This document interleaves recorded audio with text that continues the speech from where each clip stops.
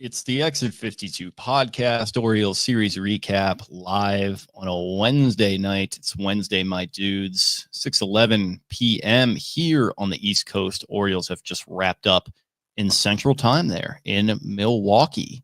They have finally won a game after a skid of 8. They avoid their 9th straight loss. Guys, it's been an eventful week. We actually weren't around earlier in the week when the biggest news of the season dropped. Brandon Hyde ousted as manager, replaced by Tony Mansolino, taking over as interim manager after having the third base coach duties. Not off to the hottest start in the world, but he does get his first win today. I think you guys are pretty fired up about this one. As I disclosed to you before we got going, I didn't really get a chance to watch much of this. I was kind of locked in on some work today, but I did watch the first 2 of this one. Unfortunately, maybe I just won't watch any games for the rest of the year. Maybe I'm the mush and they'll get things back on track the less that I pay attention. But how are we feeling after the win today, after just a complete and utter just shit show of a month of May that it's been thus far, after the 8 straight losses? Does this make you feel any better? Spenny, I know you're fired up about this one. I was going to say, take it away, Spen. I want to hear you. I'm gassed up. It just looked like the Orioles that I know from the last couple years when they played well. The laser determination. And I've said a million times, Gunnar is the player who epitomizes the kind of grit that they played with to figure out how to win. They weren't the best team in the AL. They didn't have the highest payroll. They didn't have the best staff, but they figured out day in and day out how to win, how to not get swept for so long. Then it was gone. And we'll talk about Hyde, but it's the first time that I've seen that since like opening day. Like they didn't look intense and bought in and focused and like in the batter's box, locked into every single pitch and the situational baseball. They threw singles out today, so many throughout the first 9 innings, and then they started getting a little more locked in, a little more aggressive, and the Brewers ran out of steam. And I'm ready to overreact to this one game just because it looks like the Orioles that made everyone so excited and that won games and went to the playoffs and had a fun young core. Jackson Holiday with his little katana sword sawed off singles that he rips up, like Heston Kjerstad comes through. Cedric rips one. O'Hearn locked in. Everybody was locked in. Situationally and defensively, it wasn't some goof pickle shit like last night. It looked like the Orioles that won a lot of games, and it hasn't been that. I haven't watched every game. I'm not going to sit here and pretend like I have. I've watched a lot of them, and I watch on my phone and keep track. It just looked like it's like going back to your mom's house, and she makes a tuna sandwich, and you can never make the tuna sandwich that good. Like it felt comfortable. It felt like that comfort food that was the way the Orioles figured out how to win games. And we can get into the Brandon Hyde thing in a bit. I don't want to jump the boat on that. We can talk a little bit about today, but I think it was just a wake-up call, man. If nothing else, something had to change. And I think it was a wake-up call, and I'm ready to overreact to this win again.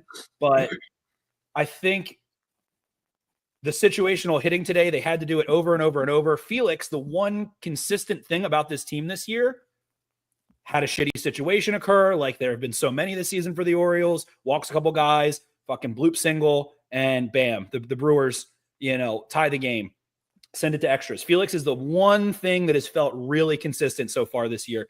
And he did say some people were questioning Mansolino's decision to pitch him back-to-back. He did say Felix did that he doesn't think that was the issue. I think he just kind of said he lost a little bit of rhythm in that first game, and maybe it kind of carried over into this one. But continue. He just had one really wild at bat. Two kind of, but it was a bloop, like whatever. But to me, it was just like, all right, this team that has so many times gotten punched in the face and not tried to respond and just walked away and struck out 3 times in a row at the end of games, or had lifeless at bats, lifeless effort defensively, like last week, or if it's even been a week when the pass ball happens from Felix and Adley's just walking around back there. Like the intensity was there. The focus was there. The at bats looked right. And I think Brandon Hyde being fired is a wake-up call, a big one. I think those guys did love him. That's all the reports. And of course, you don't want to badmouth your manager while he's on the team, or you just don't really do that in general. And the Orioles aren't that kind of organization. But it just really felt like it was a wake-up call, a shot in the arm, and I think we're going to start seeing the impacts of it. Yeah, you could tell that I think some of those guys were shaken up by it. Adley Rutschman holding back tears when he was talking about it. I think Tony Mansolino has come under some fire for the way that he has performed in front of the microphone. Some people, I think, getting caught up on him calling runs points today, but there are some other things where he like kind of admits like, yeah, it's a little overwhelming. Like I've got RC with me, Chirinos. I've got like some of these guys here. I've got Buck Britton that can kind of help me weather the storm a little bit. I kind of like the candor from him because yeah, it's a shitty situation, but yeah, it seems like they did like the guy. It probably shook them to their core a little bit because that's the only manager pretty much all these guys have really ever known. I mean, you've got some holdovers, I think, from the previous staff, maybe, if I remember correctly. But overall, I mean, this has kind of been the one guy they've known. He's ousted. Like we said, it's been a tough run for old Tony Manso the first couple of games, but they get that win today. It's got to feel therapeutic for them, Eric. Yeah, I thought Spen was pretty spot on. Again, the series was it wasn't, again, it's not like we're pounding the table, standing on the desk screaming we're back. Spenny maybe, but no, again they looked much better. Again, that Nat series was about a big of a kick in the dick as you could get. Again, they lost any which way, first pitch home runs, game's over, blah blah blah. But yeah, I mean they were in pretty much every game in Milwaukee, and Milwaukee's a good team. They've thrown some wins together, but I was encouraged by what I saw there. Again, especially, I mean, just a shitty situation all around. Like you said, you're firing your manager, guys are in, holding back tears, and you guys just said it. This is pretty much the manager that has, had their back for the last however long they've been here. So it's not easy for them. And again, everyone hated Hyde. Everyone hates Elias now. People are. It's cool to hate the managers and coaches and front office people now. I don't know when that happened, but that's what Twitter has turned into now. You're not a diehard fan unless you hate the manager and every single call he makes. And I do give Mansolino props for. I liked his answer today. Somebody asked him something about getting his first win, and he was like, "This it's not about me. Like nobody cares about me. It's like, it's about the guys back here. Like they've been through the hard stuff. So good for him. For getting that out of the way. Cause nobody pays their money, their hard earned money to go watch the manager. But I did like that answer from him. I do personally, but I was gutted when Hyde got let go because man, what just a fucking firebrand he was in the dugout there. But we'll talk about that later, and I will explain to you guys the situation I was in as I was getting the word that Hyde was fired. It was the most bizarre place I've ever. It was awful. It includes Disney adults and Build-A-Bear. Oh yeah, I forgot about this. Yeah. But no, I mean today's game this could have been another game where they give up the lead. They're leading 1-0, and Sagano is kind of cruising. He's awesome. We got to talk about Sagano. He's incredible. And Mansolino, again, he had some great quotes, and he's like, yeah, that dude's he's a beast. He's awesome. Like he throws 10 pitches and he commands them all.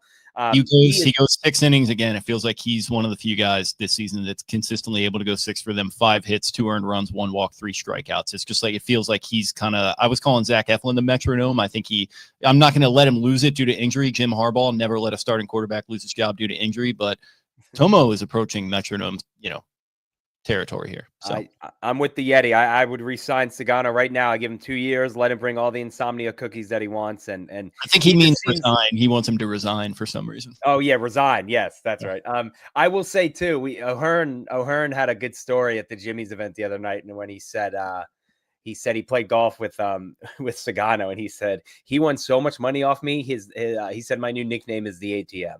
So he just seems like an all-time kind of vibes guy. But again, yeah, like you said, 6th inning, every time you look up, you're like, oh, he has 83 pitches and it's the 6th inning. He could have gone longer today.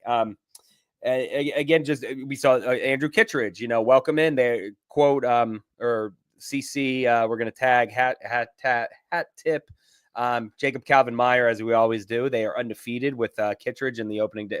He called it the Andrew Kittredge era, which I got a kick out of. And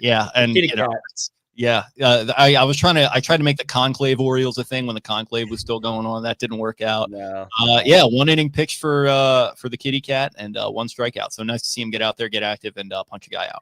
Yeah, for the most part, the bullpen was good. Again, Felix. Felix hasn't been great. The last week he's had a tough week. Shout out Austin, known Kjerstad hater, Mountie Dick Ryder. I posted the tweets or the stats about Mountie. Mountie's hitting 277 over his last 15. Heston Kjerstad is not 205. So say what you want. Mountie's hitting. I don't know what to tell you. Dude, you're just we're talking about moving around deck chairs on the Titanic right now. I don't know. Yeah. No, I don't know if we need to be talking about haters and stands and Dick Riders. I think shout out Austin K16. I know. Study hall must have just gotten out. But no, what was I saying? Felix has had a tough week. The Friday night game with the Nats. That's a kind of a brain fart on his end, if you want to call it that. Letting the guy score from when he's covering the bag. But last night didn't look the best. Got hit around a little bit, and today, I mean, this series total 2 appearances, 3 walks. That's kind of the one thing with me. It's just a little bit command looked like it got a little out of sorts, but I'm not that worried. I mean, that's the thing. It's his first time pitching back to backs. I get it. Day game after a night game. He threw 26 last night. He was right up around there today. I think at one point, walk dudes. It's just like that's the only Achilles heel is like if you get the bloop single after he walks a couple. But it feels like when he gets the first guy, he always gets the next 2 like immediately after. It's he's like good for a 4-0 walk too. Every usually once every couple appearances, he's good for like a 4-0 walk. Adley will come out, give him a pep talk, or pep talk, and then they kind of it's like, oh yep, there he is again. There's a splitter. There's 100, not anymore. But a tough series for him. But they're slowly easing him back in, and people I didn't question it, but there were people pulling the "What are you doing, Tony?" And it's like, what do they have to lose? I mean, what are they going to lose the game in the standings? Like I said, it's deck chairs on the Titanic. I think at this point, if you were latching on to every single decision that is going to be made here, I think you might want to, just for your own mental health, take a brief step back, because this team has a lot more problems that can be distilled down to one decision here and there. Absolutely. But no, the game, I mean, it could have gone, they could have let it get out of hand when again, Felix kind of blew it in the, I guess it was the 9th when they brought him in. And they didn't. They fought back. Adley with the massive hit. I mean, that's his biggest hit since, I don't know, on his 3-year anniversary of coming up. Happy Preakness 2022 day to everyone who decided to go to that. But yeah, I mean, he was great. We talked about it. O'Hearn, that guy's a hitting machine. He was put on this earth to hit baseballs, and that's what he did today. It was a very, even Kjerstad, again, I was crapping all over Kjerstad. He came through with the hit.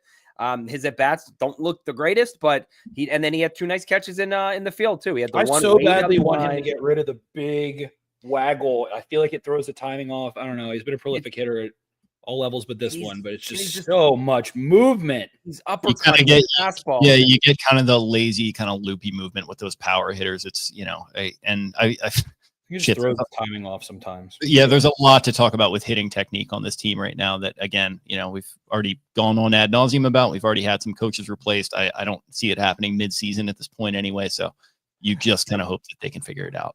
This game, I want to touch on one thing real quick. So it went top of the 4th, Gunnar single, Mountie single, O'Hearn single, 1-0. Strikeout, fly out, runner stranded. Then you get to Adley got stranded off a double, whatever. Then Mountie grounds out, O'Hearn single, Mullins single, ground out, runner stranded. And it was like, God, again, that has been their biggest demon. And I just thought it was huge. Then top of the 8th, Gunnar single, Mountie lined out, double, sack fly, and then Heston came through. And you mentioned Adley, but it felt like a big breakthrough for Adley and Heston today. It was a clutch hit to regain the lead, 2-2, or take the lead, 3-2. From Heston there. So it extended obviously into extras when we get into that, but just thought it was cool watching them have the same issues with runners in scoring positions, situational baseball, not being able to move runners over, and fight through that, and then fight through it again in extras was really cool. I was going to bring up your tweet where you talked about, like, I like this because, again, the extra inning, that puts a runner in scoring position. That has been, and they know it. They know how bad they've been. Everybody's talked about it. They've harped on it for a month and a half, and that's a big reason why they're not winning games. They cannot get guys over and in when there's a guy on second base. And I said it's almost like they just need blinders. Like the guy in the on-deck circle shouldn't even be watching and just go up there blind. And maybe that helped them being like, I don't even see him out there. Like, I'm not even going to pretend he's out there, and just go up and hit. And that's what they pretty much feels like that's why Hyde was fired. It does like, feel like they're actually hitting with blindfolds on sometimes too. So, but thank you. There we go. But no, yeah, they were forced to. They saw their demon straight, head on, and were like, "Hey, listen, we're either going to win this game by hitting with runners in scoring position, we're going to lose another one because we can't hit with runners in scoring position." So they kind of looked that monster right in the eye and said, "Come and get it." And boy, I can't imagine if Adley was mic'd up, how long that exhale was after he hit it. And he I love the celebration too, rounding third. He looks he looked happy on a baseball diamond for the first time in weeks. The video that the Orioles posted after the game, he gave like a nice little in the dugout, and he gives his thumbs up, and he did the heel click going down the tunnel. So God knows how much he needed that. Again, he talked with Melanie about it, and it sounded like he was. I think his voice was a little shaky. It's been a tough year for him. It's been a very tough calendar year for him, and I've given him crap.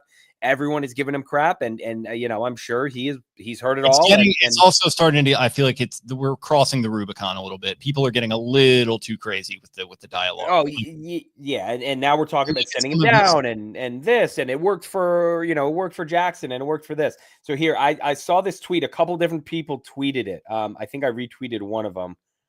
Where was it? It's something he's batting like. I can't find it now on here. I think he's batting like 286 in the last week. I've got him on Fantasy Baseball right here. For the last 14 games, last week he was 6 for 25.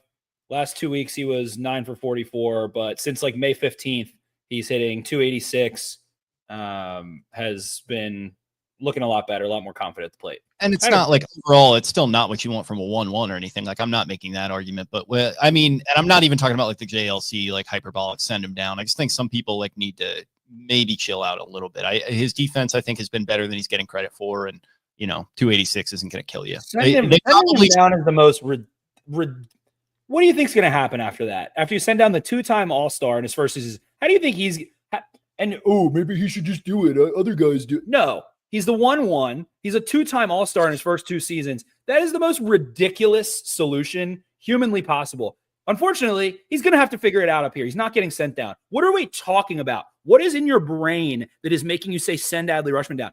As bad, he could be worse than this, and I'm still not sending him down. I think he would ruin his. He would hate the Orioles if they sent him down, and I think rightfully so. Yeah, just move him down the lineup a little bit. That's all you got to do. Yeah, that's fine. Still batting a little bit too high. Ridiculous. That's my biggest issue so far. Is I tweeted it. I love that they're letting Jackson hang out at the top spot. They are saying started at number 1 all 3 games this series. I think it might be the first series of the year that happened. But and again, like we talked about it too in our group text about the people saying. People being smartasses and trying to get likes and think they're funny on Twitter, being like, "Oh, well, we still need to see Mateo." Jackson Holliday hasn't sat in like 2 weeks. Like that conversation is done. I wanted to record I looked it up.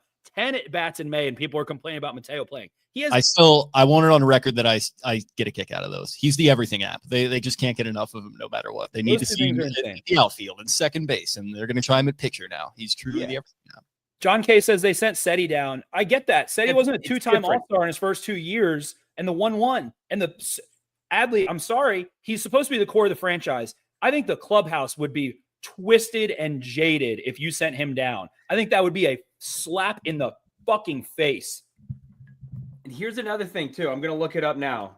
If you send him down, you're going to bring up Samuel Basallo, who I assume that that's what everybody wants. He has played. Let me see. He has like 4 games at catcher this year. 4. So that's what we want to do. Like, we want to send him down. Yeah, and then have Maverick Hanley. He wouldn't be ready to come up. They just fired Hyde. You're going to fire Hyde and send Adley down. Bam, bam. It's just ridiculous. Just ridiculous. Yeah, I'm still looking to see how many games he's played. Like, he has not played many games at catcher this year. And again, that's not what they're doing. He's not a Buster Posey like Joe Mauer being like, oh yeah, this guy is a defensive stalwart. He's just a big guy who has a rocket arm. Like, he's going to move to first eventually, probably too. But you're not going to send Adley down and then force Maverick Hanley or Basallo into the lineup every single day. That's crazy. That would drive me off a cliff.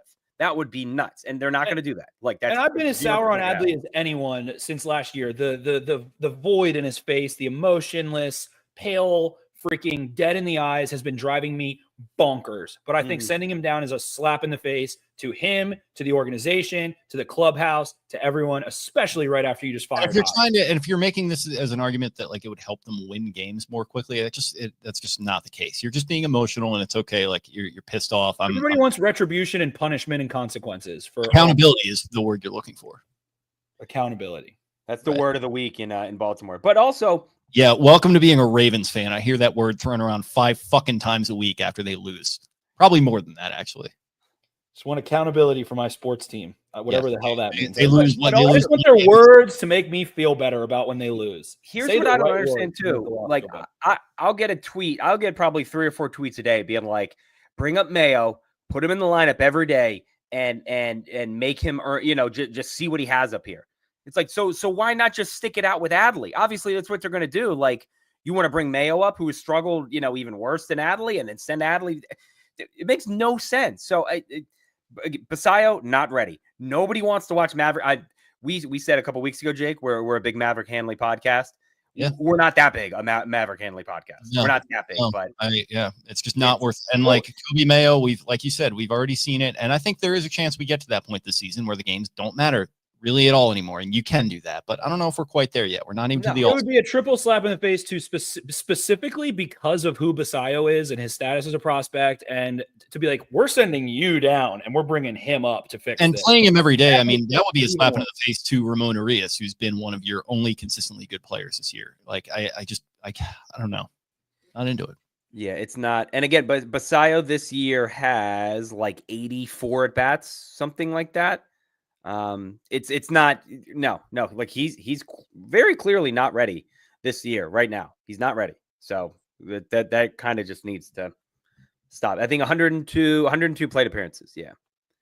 He's hitting, I don't know. The minor league stats are so hard to freaking read on it. He's hitting 241, 343 on base percentage, 7 home runs, 16 RBIs. Like, I mean, we saw him. He looks like he was on the 1927 Yankees in AAA before he first got called up, and then we saw what happened when he got called up. You just can't project this thing, and I don't want to say that I'm totally giving up on him, but I'm not as confident as some other people are. No, again, that's not a conversation that anyone on the team is having. Like, do we send him down? Do we bring up Samuel? It's not. That's not a thing. That's not happening. He was hurt. He was just hurt, like in April, wasn't he? Exactly. He's caught. It's impossible to find out how many games he's like played at which position on this godforsaken website. But we'll get it later. But yeah, I mean, today again, I'm delusional and overreacting, but it just was the first time the laser focus felt dialed in for me in a while. Yeah, and again, the extra innings, like, they go up and then they're tied, and then they go up again and now they're tied. I will say this too. I think the at bat of the game was Seti with the sac fly 0-2, and I'm thinking like, here we go again. This is going to be a patented strikeout at the eyes, and he's going to flail through it. And he fought off pitch after pitch, and he ends up, I think it was a curveball that he drove out there that was deep enough, and I think it was a Gunner who he scored. But I thought that was a great at bat, and Seti, we talked about it in the group chat too. The hot and cold roller coaster that is Cedric Mullins. He's the first month, it's like how do you not re-sign this guy? And then the next month, it's like, well, when can we get Bradfield up here? We'll trade him for a bag of balls. And then again, he's not putting it together, but that was a great at bat today, and that ended up helping them, and that was a big one. So I was very happy with that. He had the big home run on, was it 2 nights ago, I think, that to tie the game before they went back down. But I shout out to Seti, that at bat saved the game and was really, really big. So Yeti too, whether he's hot or cold, he's nails in center. He had a couple weird Friday night, or what was it, Saturday night, the day they fired Hyde. Was it like the first batter or second batter or whatever? He comes in, Alex Verdugo's it, and the ball goes over his head. Yeah, I get it. His manager was fired. I'm sure his brain was elsewhere, but for the most part, he still nails out there. He like fumbled a ball today, or kind of Carlson cut in front of him and he like bobbled it. Dude, it is like watching like somebody on like the 27 Yankees playing with like a little leaguer when it's him versus like Carlson and O'Neill. And Laureano's been okay out there, but he had that cartwheel on the game 1 that looked really bad. I hope he's all right from that. Listen, I did that same thing in softball 2 weeks ago where I went to slide in left field and my knee just caught the divot. This thing was like, it was a long divot. It's a big divot. It was like a spenny divot. And I took it right out. So I side with Ramon Laureano. I'm sure he doesn't feel great, but they said he'll be all right. He'll be fine. But yeah, Laureano's I think been awesome too. Laureano's been good. Churio actually got caught up on the little Jackie one. It looked like he got hurt there. Churio again. Spenny, you talked about it. The hit that Gunnar had before I think Mounties hit. That ball should have been caught. He had like 2 today. I don't know if he couldn't see the ball or what, but they said even as the ball dropped, Rhys Hoskins like threw his hands up. It was like, "What are you doing, dude?" So I don't know. That was weird today by him. There was another one I thought that he could have dropped. He's a good player. I mean, he's a really good player. But that was a weird series. But I'm not complaining at all. Like the Orioles will take every goddamn inch if you get, that you'll give them. But yeah, that was a weird series from him. But again, the Orioles they need it all right now. So I'm not crying over spilled milk there. Give them an inch, they'll take half an inch. Sure. Yeah. Shout out my guy Brian Baker too, getting the win. He's been pretty lights out. Let him bake. All he does is throw. Our boy Ari, who has been on the Brian Baker train for a while, and then Baker adds that changeup that goes the other way. If you ask a certain relative to this podcast, I think Brian Baker has been on the Jake Louque train. Again, you won't find a bigger Brian Baker fan than me. Well, I was talking about Elliott's comparison of. Oh yeah, he does. You do look like him. He thinks. I think he's a little more ginger than I am, right? He's kind of he's definitely more gingerish. He's got the gingivitis going hardcore. Sure, but he's on fire out there. Yeah, he's pitching well. He's playing well. See this too. It feels like we won the World Series. Where's the parade? I don't care. I'm just sick of being negative all the time, and it felt like a nice little breakthrough game. And maybe I'm delusional, but it looked the way the team looked when they could win 20 games in a month, and that's what they have to do. If you don't want the season to be lost, I feel like they are probably too far out of it, and the season probably is over at this point. But 2 20-win months, which we've seen them do how many times over the last 2 years, 3 years, 6, 7, 2 20-win months, and you are right back at 500. That's all you got to do is win 20 in a month. Yeah, it's just like this. I mean, I respect the attitude. I love it from you. I wish I shared it. It just, this kind of means nothing to me right now. This is kind of the major league. They're still shitty. Like every win they have, they're still shitty. I'm doing that until they do get these 20-win seasons. They're still shitty. I'm on that train, but I am happy about today's win and happy for the guys. And I think, I hope it does turn into a bit of a springboard. I've had the internal debate with myself. Are they back? Like probably 10 times already this season. And I think it's just kind of killed the fire inside of me. But the thing though, again, going back to what Kyle was saying, like it's okay to like be happy about wins. Winning games is good. It's okay. No matter if they've won 50 games and it's October or if they've won 101 games, like, celebrating regular season wins is good. Like that's why I hate this whole like, and not going at Kyle, but like you saw with the Mets and Yankees this weekend being like, oh, it's the Mets World Series. Winning games is good. That is why it's Herm Edwards. It's why you play the game. Like it's okay to take. I'm happy they snapped their 8-game losing streak. I'll tell you that. Yeah, like okay, if I asked you, like, would you rather them win or lose? I think you're going to pick win. Like it's perfectly okay to say, oh, that was fun. You know, I worked my ass off today. I had a bad day at work, and it's okay that I was able to turn on the TV and watch guys that I enjoy and a team that I love. They won today, and that brings me a little happiness. It's okay. Like it's not like, don't be ashamed to admit it. It's perfectly fine. And it's finding the little victories in a season like this that you can too. Like Holiday looking the way that he's looked. We've talked about that already. I mean, and then some of the other stuff like can Adley turn it around? Can Mansolino? Can he, have a little win one for the Gipper stretch here? That would be a lot of fun. Kittredge, like, can that turn into an investment? Sugano, what's going to happen with him? Eflin, do they get him re-signed? Like there's little tiny things that you can latch onto and, you don't necessarily have to tune in every night and live and die with it, but if you can find a way to get some enjoyment out of it, that would be good. Cause it's sports. We're supposed to have fun with this. Don't let it ruin your mood. And if you're one of those people that actually like deep down enjoys letting it piss you off, I think that's cool too. But I'm just saying, I think it might be good for your own mental health to kind of maybe take a deep breath and look for the little tiny victories. It's Carabas's protect your peace. Like, that's what he does. Like, when the Red Sox are getting killed, and he'll just tweet, like, protect your peace. Just go do other stuff on a Saturday night. It's perfectly okay. I want to poo-poo on all of this, though, because at some point there has to be an instance firing the manager, having Adley hit a fucking Earl Weaver special to win a game to break a losing streak, Heston Kjerstad to have a go-ahead run. Something's got to catch. Mm-hmm. And I think today the things are there. That it's the end of a series. You're about to go to Boston, play an AL East series, and you've had a tough stretch. They haven't been off since the 12th. They did have a postponement on the 13th as well, I believe, against the Twins, if I'm not mistaken. But they haven't had any time to process. They're going to have a plane ride, and they're going to have to play baseball in Boston tonight. That plane ride probably feels pretty fucking good with Adley Rutschman hitting that home run, Heston having a hit, fucking Brian Baker getting shit done in extras. That probably feels pretty good.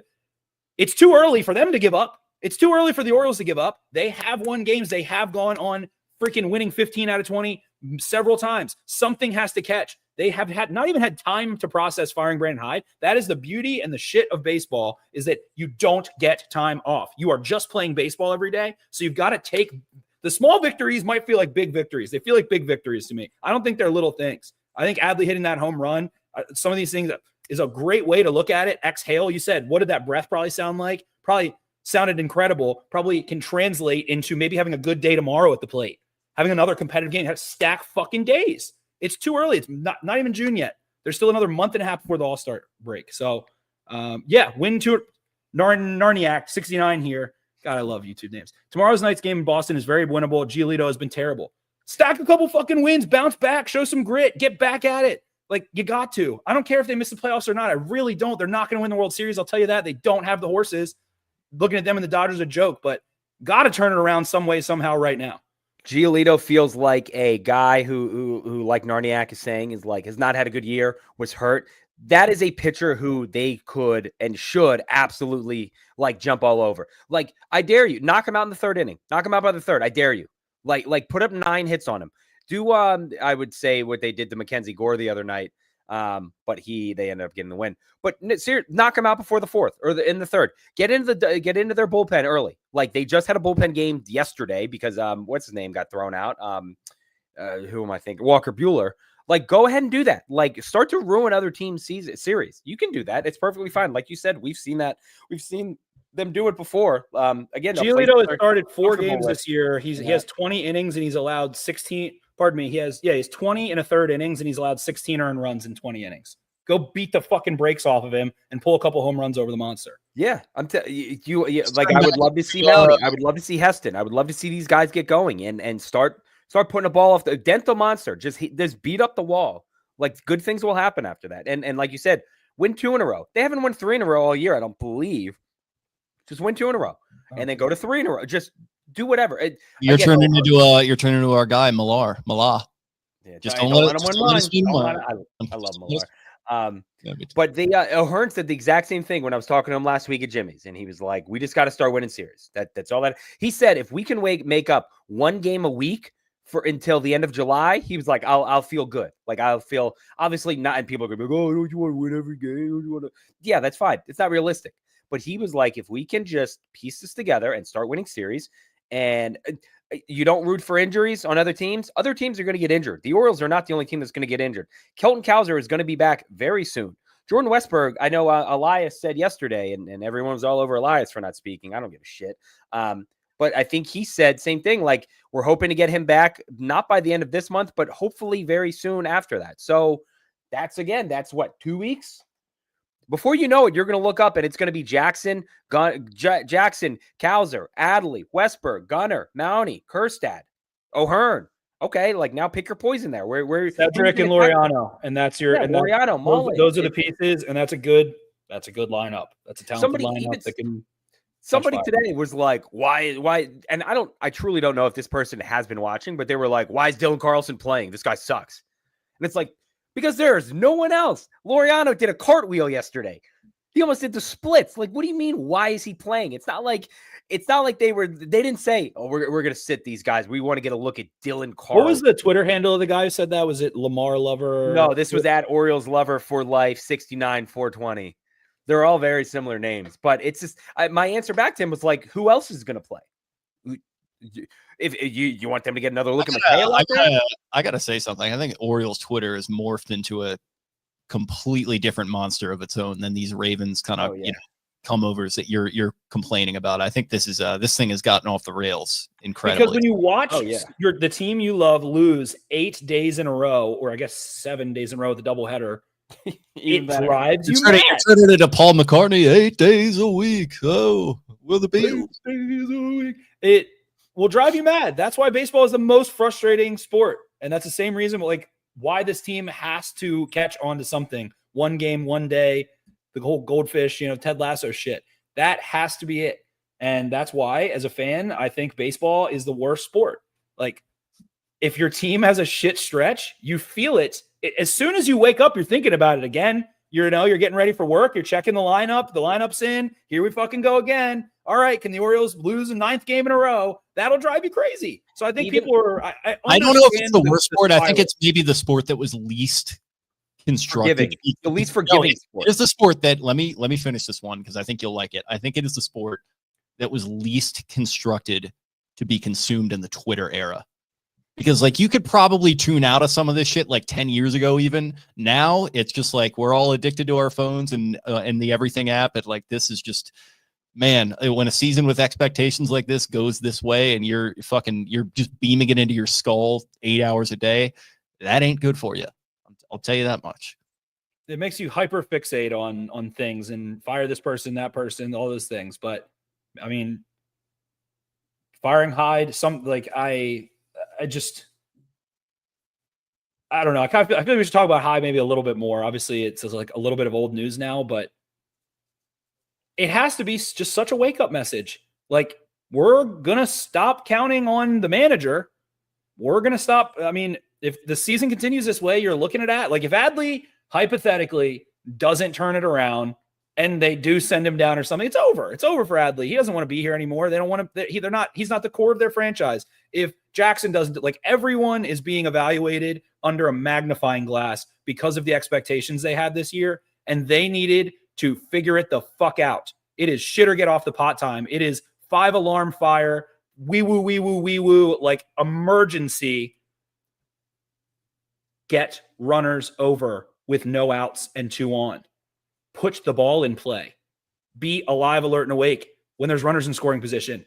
There's nothing else to lose. They're going to start selling. I mean, if it goes this way till the trade deadline, Mounty's gone, Cedric's gone, Shigano might be gone, Trey Eflin, they're going to start selling parts. So this is the last go for it. There's no more time to wait to figure it out. Manager's fired, and they're going to start selling parts in less than 2 months if they don't figure it out. Somebody, I watched the and I suggest you do the same. I watched the Banner show. I think it was Sunday night with Paul and John Mioli, and then Andy joined. And they said they were people are oh, are the Orioles going to sell if they're not in? And Andy goes, this team was a half game out of a playoff spot in 2022, and they traded Trey Mancini, the guy who survived cancer. They traded him, and they were in a playoffs. They were basically in a playoff spot. So he said, if you don't think Mike Elias is, he will sell. It doesn't matter. He'll sell, and then he'll say that he actually doesn't believe in them, and that's why he did it. And then he'll fly out to Houston to calm the boys. Yeah, pretty much. But yeah, no, Spenny, you said it. I kind of thought that they would. I didn't think. I was telling people I don't think he'll get fired. I think it got to a point where you had to do something. The way that they lost that game. Saturday or whatever it was, Friday. I didn't watch one pitch of that national series. But his comments afterwards being yeah, what did he say? I'm in disbelief, or I forget what he said. Knew it was over. Yeah, oh yeah, and I'm sure he did. Not great that they fired him in the parking lot. But again, it's what do you do? Do you cut CNL Perez? Do you DFA Jorge Mateo? Do you do something like that? It's no, you want to get people's attention. You fire the manager who was manager of the year, 2 years ago? Manager of the year doesn't mean anything. Who cares? It's whatever. But again, it is a wake up call to them. And that Spenny, that's exactly what you said. Guys, start performing, or some of you are going to be in other uniforms, and maybe they're better places. Maybe they're playoff spots and people are looking for it, but it's not going to be here if this keeps up. And That's what happened, and it is a shame. I mean, I didn't hate Hyde. I was never over the tape. I love this guy. He's great. He's the next Earl Weaver. He's baseball, and we've talked about it countless times. I think baseball is a sport where managers and coaches mean the least amount to the team and how they do. That's just what happens. Like if you think that Brandon Hyde was making the lineup, one day somebody was like, "Oh, I'm sure Brandon Hyde is drooling making this lineup on his lineup card." It's like, I don't think you know what happens then. I don't think you know what goes into making a lineup, because it's not your high school manager sitting down like, okay, should I bat Greg third or today or fourth? I think I'm going to put Schmitty on top and see how he does the leadoff. Yeah, like that's not how it happens. But in baseball, it's well known that the manager will take the fault. That is exactly what happens. If the team is underperforming, either somebody's going to lose their job, whether it's a player, and they've always said you can't fire the players, you can't fire all of them. You can cut one chicken's head off, but you're not going to cut all 26 off. It's got to be the manager, and I'm sure Hyde knew that, and there's probably, I'm sure that this was not a shock to him when it happened. And you can tell, like, to just briefly like eulogize him a little bit, you could tell he was like a good dude that these guys responded to, not just from their comments, but like I think back to the end of last season when they clinched the playoff in the Bronx. And that speech he gave, I thought was really good, really affecting. Like, you guys just fought through so much crap to get here. And like, he was absolutely right. And like, to kind of be able to take that stock in that moment and like show a little emotion, like I remember his voice getting choked up, and I was like, I was never one of these people that had strong feelings for him either. I thought he was good for the rebuild. Results obviously at the end of last season were dicey. So maybe I was kind of like, I was actually, story time. Spill the beans, EZE. What do we got? Yeah, it was a little dicey there at the end of last season. But I don't know. I just like, clearly a good dude, maybe just was perfect for kind of helping facilitate the rebuild. And maybe this year, or this move comes a year or so too late, but I don't know. I think like it could be a good thing to make a move like that too late rather than too early. Show some loyalty, show some faith. Of course, we'd like to see them do that a little bit more in the players going forward, but overall, I think pretty successful tenure here for a guy who is essentially just brought in as maybe a sacrificial lamb, maybe not, but I mean, like he was set up as a rebuild guy and he lasted well beyond it. So kudos to him for that. I think they should have moved off him in the offseason. I of course, I'm always saying, hey, manager doesn't matter as much as, a football coach, a basketball coach, hockey coach, some of those things, but their pay reflects that. But I do think they matter in the postseason very much, because it is a small sample size and you have to pull the right button once to change a series or to win around, things like that. And they didn't move off of him after back-to-back lifeless offensive performances in the playoffs. So I think that was an error. I think it just reflects on Elias ultimately. Like, I don't think it's not, like you said, Jake, seems like a good dude. Don't hate Hyde, but all of it is a reflection to me of the caution and paralysis by analysis that Elias has worked himself into.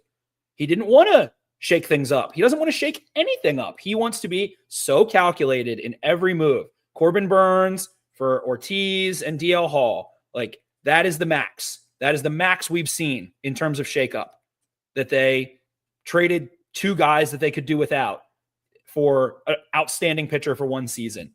Like, the paralysis is coming from indecision, and I'm just hoping making a firm decision early in the season. The Pirates fired their manager too.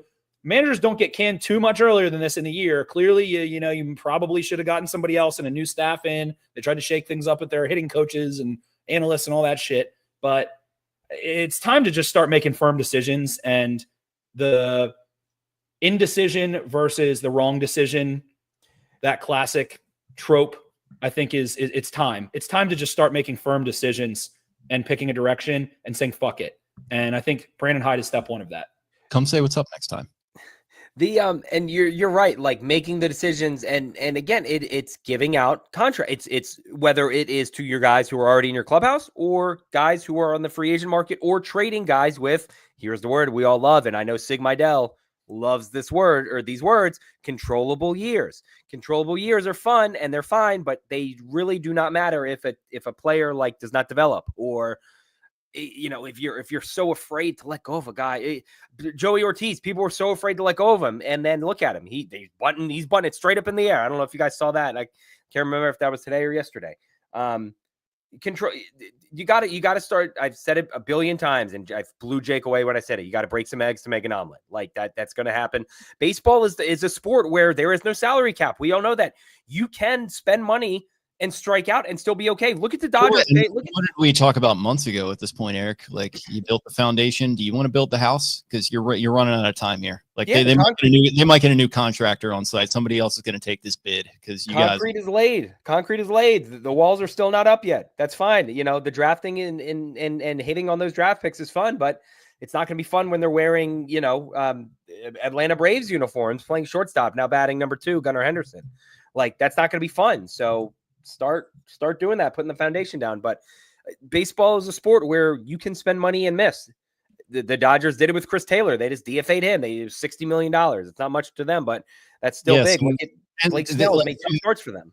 Some sort of, I don't know if I'd say excuse making, but some rationalization. I don't know if you guys know this MLB executive burner on That's where I was getting some of those tweets. Yeah. And if some rationalization on with that, there might be some alleged kind of there might be some, people might be alleging that it's Mike Elias. But whoever that is loves the Orioles. Whoever it is loves Mike Elias. I'll tell you that. And I gotta say, I disagree with some of this. Like, oh well, the controllable years, and they could have got Corbin Burns or Max Fried. It's like, well, yeah, that would have been really cool. I know that like Blake Snell hasn't worked out, and some of these other guys thus far, but I mean, would have been nice.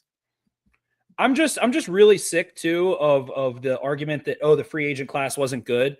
The 2026 free agent class, especially in terms of pitchers, it's like Gallen, who is not some darling analytically, has had great success up and down Rocky. Framber Valdez, who is kind of like Corbin, it's like the pedigree's there and the success is there, but like the numbers are down, they're still good. And there's one more big one. There's like 3 guys and all of them are flawed.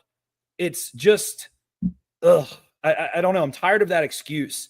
The big excuse. Shane Bieber, Valdez, Chris Sale, Cease, I think maybe is a free agent, and Freddie Peralta. And it's like, all right, there's 5-6 guys. And Michael King too. Michael King, yes. Also didn't talk to Sean Manaea. Buster only confirmed that this past offseason. This is another thing. Sean Manaea hasn't pitched yet. He's been hurt. People would want Elias's head on a platter if they did sign him. I don't want to talk to Sean Manaea. Sean Manaea can get fucked for all I care, all right? Clip that. Sean Manaea being like, "They didn't talk to me." Nobody wants to talk to you. You're turning into Frank the Tank. Juan Soto is going to bat 090 for the rest of the year. The Mets are going to get no hit 5 games in a row. Or the Mets are going to trade Juan Soto to the Yankees. Pardon me. Freddie Peralta has a club option. It's like Chris Sale has a club option as well. A bunch of these guys have club options. They're not even like UFAs. There's like 5 guys. 3 of them are very flawed. 2 of them are kind of flawed, and there's going to be 20 teams that want them. It's the same story every single offseason. There's not going to be some magic bullet where you just get to go into free agency and get this value deal, this perfect McDonald's value meal. Oh, it's the right pitcher at the right price. No, you're going to have to fucking make a mistake probably. So just do it already. Just make some decisions, man. And I hope that the domino effect starts. Their first decision is they should go hire the now disgraced Jeff Luhnow. Who's that? He's the guy that Elias learned under in Houston, the guy who actually made all the moves. Yeah. I just sent you in the private chat. We have to throw this Photoshop up. Let's see if you can throw it up there. Yeah, pulling it up now. This one, Anthony, I agree here. You can't refuse a draft pitcher and refuse to pay. You got to do something. You can trade. It's okay to open the pocketbook. Overpaying for guys is perfectly fine. Anthony, I'm with you. I was talking to people at the golf tournament about that. Like, ask any Nats fans if they're still upset about Steven Strasburg and how his career ended in DC. No, they're not, because they won a World Series out of it. It's perfectly fine. Any Orioles fan, well, I don't know the way Twitter is now. If they won the next year, if something happened, they'd be like, "Oh, gotta get this guy out of here. What have you done for me lately?" There it is. Look at that. I mean, that is AIDT. Well, I originally asked somebody to put the horse under O'Hearn, and somebody did that. Grok did that. I think somebody tagged Grok, but I don't know what happened to my face. I don't know why O'Hearn looks like that. I don't know why. You look kind of like Gunnar looks like Heston. Yeah, Gunnar, I said he's Heston in the face. You look like you either work for John Boy or Bob Does Sports. I was going to say I look like Robbie Berger. I look like Robbie Berger. I should be like reviewing a bagel and me and cold cuts. Like, yeah. This one too. Marriott Hotel. Marriott. I'm with them. I really wish they would have gone hard after Crochet. That would have been a guy where I would have been okay trading Heston. We're talking about trading for Crochet like during the season last year, and then obviously like, oh well, he, the stuff with the contract came out. I get it, but like you could have just re-signed him then too. Like, yeah, I would have. That is a guy who I would have said, we are willing to give you a lot of money. You will be on billboards around the city. We will make you, we will give you anything you want. Let's get this. There were questions. He had never thrown more than 110 innings or whatever. But it's like, it comes back to this point. Everyone's flawed. Anthony Bernardi, you can't refuse to draft pitchers and not overpay for them in either free agency or with a trade package and an extension. Stop being scared. Something has to give. Just start making decisions. Pull the trigger on one of them. Snell, I don't care. And I don't think they're one pitcher away in this current situation. There's not. If they had Bobby Witt right now, they would still be under 500. I can guarantee you. If they had any player, I don't think in today's landscape, it's going to be possible to. Maybe Aaron Judge. I'll say Aaron Judge might have the Orioles at 500. That's it. I don't think it's going to be possible to win a World Series and run a sustainable business. Like we're just beyond that. We've crossed that Rubicon. Like it's not going to happen. They want to be the fucking Ravens. Yeah, but there's no salary cap. You're competing against monsters. There's a reason the rate. Like I'll tell you what, Steve Bisciotti, if there was no salary cap, that guy would spend. I know for a fact. Like, yeah, I've seen him come down the stairs at the castle. The guy's fucking a swinging Richard with his golf clubs. Fucking, hey everybody, like walking. He wants to fucking win. Like that's like the number one priority. Like. So I get it in other sports, in salary capped sports. I get it. It's not working in baseball. And it feels like that is Elias's grand point to prove that he is the smart one that can do it. He knows his way. He does not need to do it the way everyone else does. He figured it out to do a cheaper, more sustainable model. And he was so fucking close. And then he couldn't hold on to Burns, who I think was his darling. And he couldn't stay healthy this year. And here you are. You made your room for error, your margin for error so tiny. All of your popsicle sticks have been kicked out. Your house of cards fell. Injuries hit you bad. Again. And you don't have a horse to rely on. And you had to fire your manager, and you have double the amount of losses as you have wins heading into Memorial Day weekend. So it's a firm wake-up call. Firing Hyde needs to be a step forward. Otherwise, Elias is going to be done. I would say he's – if there is anything mediocre put on the field for the Orioles in 2026, if they are a 79-win team next year, he's done. Mm-hmm. You're done. Nick, I said next year is the biggest offseason in Orioles history. It's the biggest one in franchise history. You have to nail this hire. This is Elias's last hire for a manager. He has to nail this. You have to spend money because however close we thought, that doesn't matter what we thought, however close he thought and the front office thought and the warehouse thought, we're not that close, brother. Like there are glaring holes everywhere. There are a lot more questions than answers going into next year. And you have to nail the hire. You have to you have to win the offseason next year. You have to. And it has to spend money or trades. Drafting, sure, whatever. That player is not going to impact the Orioles at all unless it's not going to be a Paul Skeens type pitcher. Unless you look at the Bleacher Report proposed trade from today, which is just incredible. Grayson Basayo and Kobe. Yeah. If that gets it done, by the way, I'm making that trade. Oh, absolutely. But Pittsburgh is burning to the ground in like Dark Knight style. If that, not that anyone up there cares. But shout out Bleacher Report for still doing slideshows 15 years later. It still works apparently. I mean, don't talk shit about Spenny's favorite website either. I like them for NFL drafts. Your shit. Yeah, just clicking through.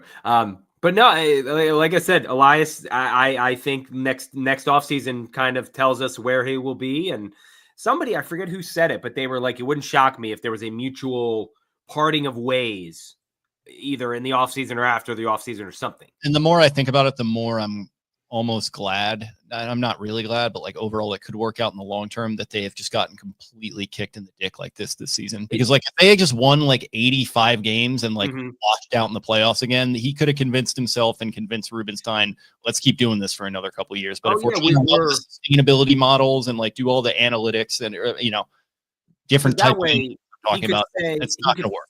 He could say we were one bad week in July from 90 wins, or we lost the division by 4.5 games or whatever. Right. We're one series away, and that's not it at all.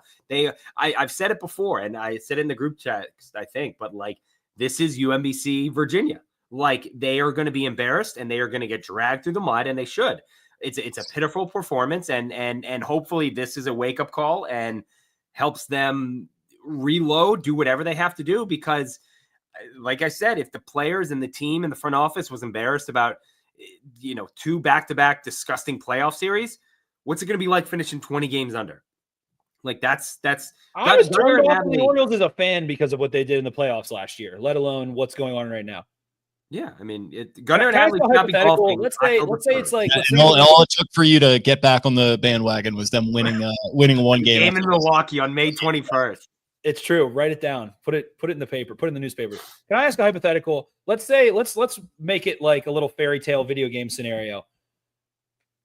Mike Elias is not the manager of the Orioles. We're removing him right now today. How many teams, if in a video game sense, how many teams would want him over their current general manager in baseball? I have a buddy, shout out Josh Lanham, sometimes listens. He said at least half of the teams in baseball would want Mike Elias. Like maybe the rebuilding teams, like White Sox, like some of these, Denver. Like if you want to go for a rebuild and like do it in the quote unquote sustainable way, I'm sure he can still do that. I think he's still a good scout. Like I've never had that issue with him. A ton would. I know. I mean, the Mets were interested in Sig too. Like going in, I think 2 off seasons ago or last off season. That's somebody. There was a scout with the Twins who told somebody and said they would still take the Orioles position group. Their group of position players over any other team out there, any other team. There's a guy with the Twins who have won 15 out of 16 or whatever. When they're fully healthy, it's not that like, I don't think it's that crazy. Even being healthy, they haven't played up to their potential this year, but like you'd have to hope some of it's still in there. I mean, that's MLB the show. When everyone's healthy, their lineup is fucking stacked. Like thinking of it that way. I'm raking with them right now. I think I'm like 65-19. Like we're cruising right now on the show. All right. Cowser is the leading. So you think double-digit teams easy taking Elias in a vacuum? We can pluck him and his team. You think double-digit easy? Yeah, that's what I feel, and that's what I feel like that's the maddening part about baseball. Like, as a Ravens fan, the percentage of football games I watch that are Ravens games is like 8%. As a baseball fan, the percentage of games I watch that are Orioles games is 90%. You mean like you mean football games? Because you said. I'm sorry if I said baseball. Football games I'm watching, of all football I watch, just as a fan on my television set, I watch 8% of football games as a Ravens game. Like I see a lot of other teams. I know their situation. I'm tuned in day to day. Like it's not just Twitter and shit. I watch them. I know what's going on with them.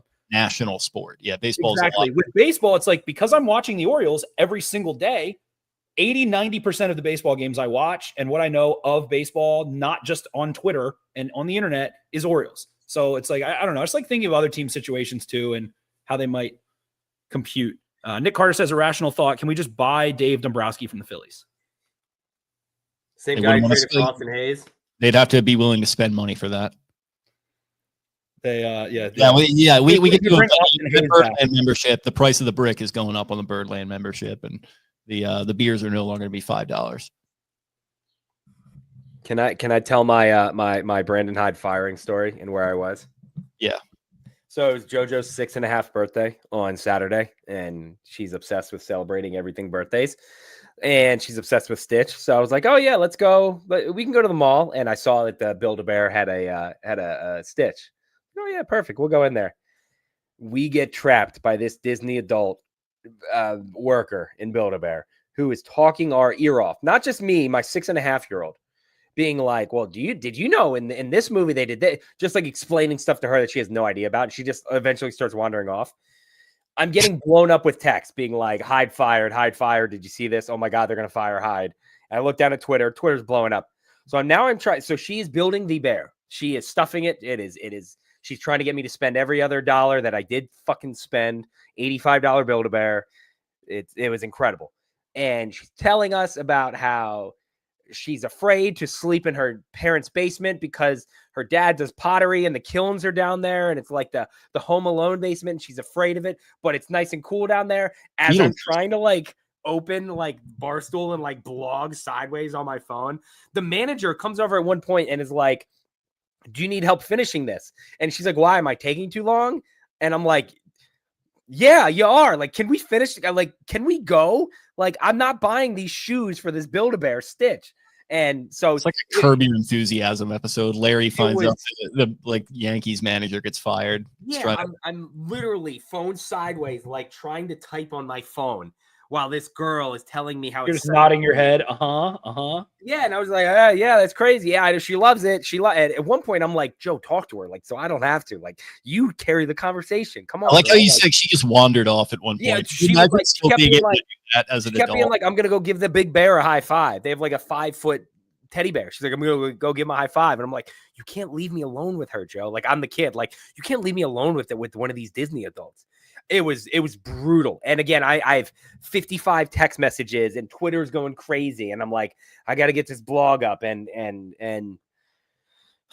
so if there may have been some like subliminal Stitch words in the blog, but that's why this goddamn girl was just chomping my ear off about her father's basement. She can't sleep in there. But anyways, that was my experience with Hyde being fired. So. Well wishes, best of wishes. You know, I'm sure somebody tweeted and they were like, I'm sure John Angelos is like loving this. Oh yeah, I did kind of wonder, like, what was John Angelos doing? He was on on Broadway at happy hour. You know, he was throwing a Carter Faith concert in his backyard. Yeah, he was wearing his denim, his Canadian tuxedo. He has the Stetson hat on, just fucking absolutely just doing a total jig to all of this. He's out at Morgan Wallen's bar. God bless him. I hope he's happy. I hope he's at peace wherever he is. No, you don't.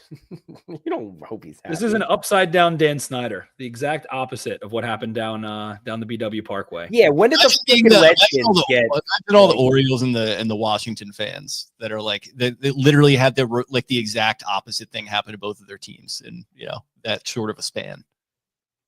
The inverse, I should say. Was sick. Watching the Nationals just fucking wreck shop this weekend. It was really fun. I'll say this too. I didn't get any trash talk from any Nats fans, and I was kind of disappointed. I was like, I've given it to you guys for years, and you guys absolutely bullied us around the schoolyard, and there was nothing from them. I may have muted them all. I think. I don't know. Maybe I did. Every Nats fan I know is like also an Orioles fan. So like, that was my whole thing going back to it. I was like, I've seen you in an Adam Jones jersey, brother. Like, You loved Cal Ripken. I know that. I have like a couple. I have some close friends that like actively still root for both. Like it's not even like, oh, I changed. It's like I have a couple friends whose like dads are like absolute diehard Washington. And that with them, I'm like, I give you a pass. Because like I remember in middle school, like you were begrudgingly rooting for the Orioles because you had no team. And then our sophomore year when they came, I don't care. And also like you're a Wizards fan. Like if we were to get a NBA team up here, you'd switch in 2 seconds. Well, that's what people always ask, and they're like, if Baltimore got a hockey team, would you be a Baltimore fan? It's like I've loved the Caps for 30 years. I don't know, like we can't have that conversation. It'd be kind of stinky. Yeah, it would feel weird. It would just smell. By the way, 1225 total mutes. 1225. Didn't you like only just hit 1,000 like a couple weeks ago? Yeah. Do you want to see my DMs and my mentions? Yeah, maybe this talk that I've been giving people about like staying off Twitter and like not letting it affect your mental health. Maybe I've been talking to you subconsciously all this time, and you got to start heeding my warnings. Well, like I told Spenny last night, like I've used up all my Orioles tweets. I'm good for the night. I'm not reopening that. Once I put once I put the baby to bed, it's staying in bed. You're staying in the crib. Sorry. Throwing out the baby with the bathwater. Yeah, you can't. Yeah, I'm not reopening that Pandora's box, Okay. But hey, they won. That was fun. They're still Orioles didn't lose today for the first time in over a week. By the way, I said it in the group chat today. The White Sox coming to town next week. That Friday night game, that could be That could be an all-time scene, I think. We're just going to keep doing this, huh? We just keep, they win one game. And it's like, things setting up a little bit, Like let the White Sox come into town. Let's bully them around. That would be fun. Okay. Listen, I'm like Spike Jones and the Wolf of Wall Street. I hope it happens. We're on to Boston. Let's take 3 or 4 with the Mets up right now, 1-0 on the fighting Rafael Devers. So they're all distracted with the Jordan Hudson story. The Jordan. Yeah. Do you see? Apparently, Belichick's boat has it's like 6 rings plus 1. The name of it now. I thought he changed it every time. Well, yeah. How many rings does he have? 7, 6, 8. 7, 6. Right? He has 8 or 9 total because the Giants he counts those. Yeah. So whatever it is, it's like X. It's like the Roman numeral plus 1. So everyone's like, oh, maybe they are married. With 6 with New England and 2 with the Giants. Yeah, but it's like I don't know. So 8 plus 1 or something like that. So everyone thinks he is engaged. I'm with Hank. I don't. Maybe he doesn't know that they're married. Well, yeah, I saw that rumor that she's just kind of spreading it around that they're engaged and like she's gonna kill him. She's gonna eat his head. They're gonna find her eating his brain. Shout out to that Pablo Torre episode. Pablo Torre finds out. Check out that most recent episode he did on it. That was very good. Yeah, Pablo was good. He didn't seem like a guy who would go on. Pardon my take. I'm surprised at that, but I enjoyed that. That was a good look. She is gonna eat his head. She's gonna the most accurate thing you possibly could have said. Bill Belichick dead at 72, like Jordan Hudson. There's just fucking teeth marks hunks of meat bitten out of him. Sharon Stone and Family Guy, and how we get to the best part, just bites the guy's head off. I'm telling you, she's gonna eat his head like a praying mantis. That's exactly what's gonna happen. Is that what praying mantis? I think Bill loves all of it and just does not care. I just think he doesn't care because he's not on Snapface and InstaChat, and like all these people are like, he probably is now. She probably has him on Snapface. Well, no, that was the thing. Like he wasn't even aware in that like Good Morning America or whatever interview that was. He was like, "What? Like she's posting pictures of us on the beach?" He was like dumbfounded by it. So I don't know if he's like, I don't think he is. He doesn't know. He's literally a peepaw. Yeah, he is. We've been talking about that. That's your senile grandfather dating like a 22-year-old like wannabe beauty pageant person, and Steve Belichick is just over there like frothing at the mouth. Can you imagine the faces he makes while he drives home from work? Just like, I wonder what Linda Holiday's thinking of all this. She freak out? There was like some news today that she like flipped out on her at the pageant or whatever. Oh yeah, I did. Yeah, that's why that came. I'm telling you, this is gonna be a nasty murder suicide. This is gonna be a wild 30 for 30. Just saying. With that, wrong. I love that take so much I can't put into words. I think you're spot on. Yeah, this is where we fully gone off the. Yeah, I was going to say any further takes before we get us out of here. I'm happy for Jackson. I'm happy for Ryan O'Hearn. I'm happy for Adley. I'm very happy for Adley. Very happy for Adley. I'm happy for everybody. Go everybody. Listen. Jackson's fucking raking, baby. I'm just loving that. I'm loving watching winning him sawed off singles. Those turn winning is fun. That's what you want. Celebrate wins. It's okay. They're gonna lose a couple more games, and it'll be all right. They're still shitty, but either one could do that. It's the best part. Orioles are back. They're about to win 20 of the next 30. Ebo just keeps tweeting like, "What if they just win 17 in a row?" Like, can you imagine? Actually, he told Spenny he's got to join him out at the beach sometime because Spenny's crashing out over this. Who, Ebo? Yeah. Oh yeah. Well, you would love. Yeah, we'll get you out there. We'll bring Spenny to the beach. I'm back in. I'm back in all the way. I'm excited to see where the Orioles go from here. Brandon Hyde firing. Sorry for Brandon Hyde in this statement, but it was fun. I'm just scintillated. I'm excited. I don't know. This is just at least there's a fucking drama. Something. If Brandon Hyde was a sacrificial lamb that we had to get rid of to turn the franchise around this year and next, I'm perfectly okay with that. Yeah, I say statement too. I was just tired of looking at his face. I will say this. I thought the people and that kid, I don't know how old he is, going at his daughter. I don't know if you guys saw that, Hyde's daughter in the Instagram comments. That's weak. That is absolute weak sauce. I know that she came at that kid first. That is a clown move, I think, going back and forth. The youth of America just becoming slowly more and more sociopathic over the years. I saw this happen with a few Ravens coaches over the years, like that I knew personally, like their kids I knew. It's just like, don't fucking do that stuff. Yeah, like leave kids. I mean, again, I know the daughter responded to him first, but like I assume you're a grown-up person. Like, what are we doing commenting 15 times on Instagram, being like, Brandon Hyde's asleep in the dugout. Good one, dude. Like that, yeah. Real racking up the likes there, brother. Like, all to dunk on a 21-year-old girl and her dad, who will be richer than you ever will. I was 17. I could say some crazy stuff. Yeah, but I don't think this kid was 17. I think he was a little bit older.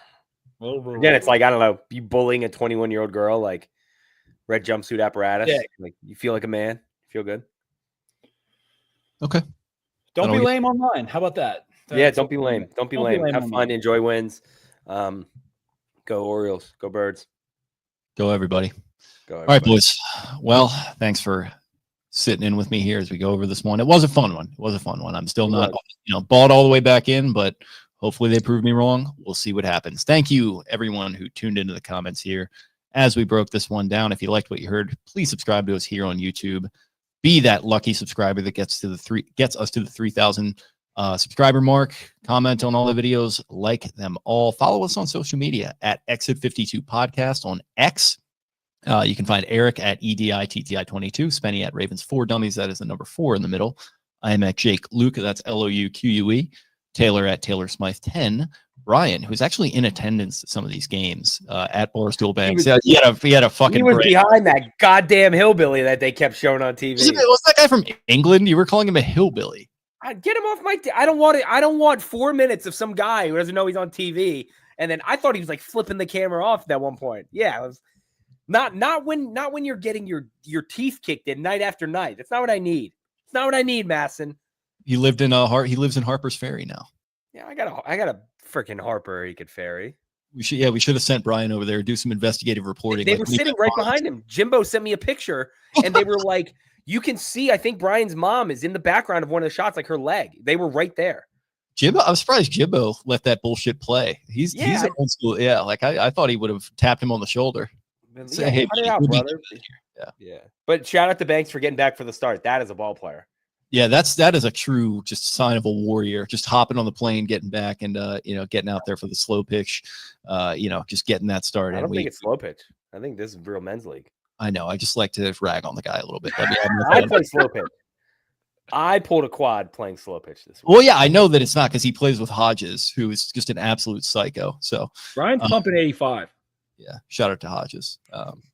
Brian's got some wicked speed, both with the golf clubs and with the baseball in the hand. Like I said, just having some fun with him. Wicked awesome. At Exit52 Podcast on Instagram as well. You got all our Twitters. Thank you to Jimmy's Famous Seafood. Thank you guys again for hanging with us here tonight. We'll talk to you again very, very soon. See ya. Arrivederci.